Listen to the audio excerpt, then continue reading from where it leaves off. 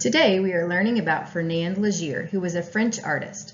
Hopefully you have already watched the video that showed the artwork in the Fernand Léger Museum in Bio, France.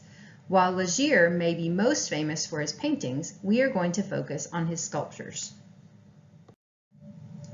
You may notice a trend in all of the artists I have chosen to feature this week. I, Mrs. Beeson, have seen at least one of their statues in person. This one is no different.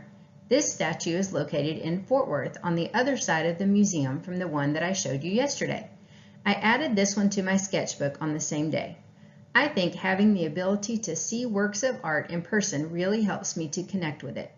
We have some incredible art museums in Fort Worth that I hope you get a chance to visit.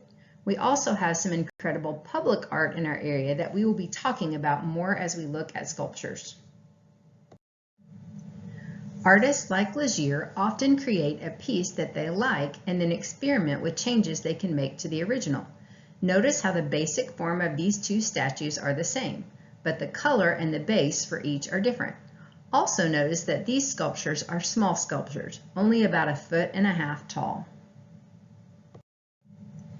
On the left at the top we see the Flower That Walks sculpture we have seen before.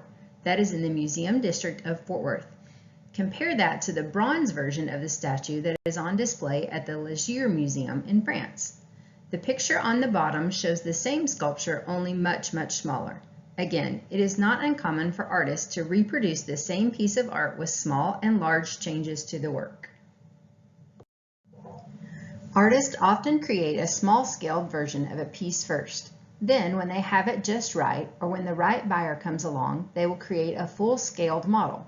The word scale in art refers to the physical size of the object as it relates to the human body. Léger's sculpture of the Children's Garden on the left is small in scale, approximately 2 feet tall. On the right is the large-scaled outdoor sculpture featured at the Léger Museum in France, which is quite a bit taller than the average human. Lastly, these two images show how Léger created both three-dimensional sculptures and two-dimensional paintings based on the same design.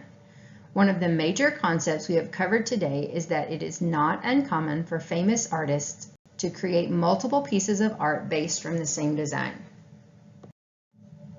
As you get ready to take the attendance and video quiz from Thursday, February 25th, keep in mind these facts that have been covered in today's lesson. Number 1. The artist we studied today is named Fernand Léger. Number 2. He is French, and the museum named after him is in France. Number 3. One of his statues is on display to the public in the Museum District of Fort Worth. Number 4. It is not uncommon for famous artists like Léger to create multiple pieces of art from the same design.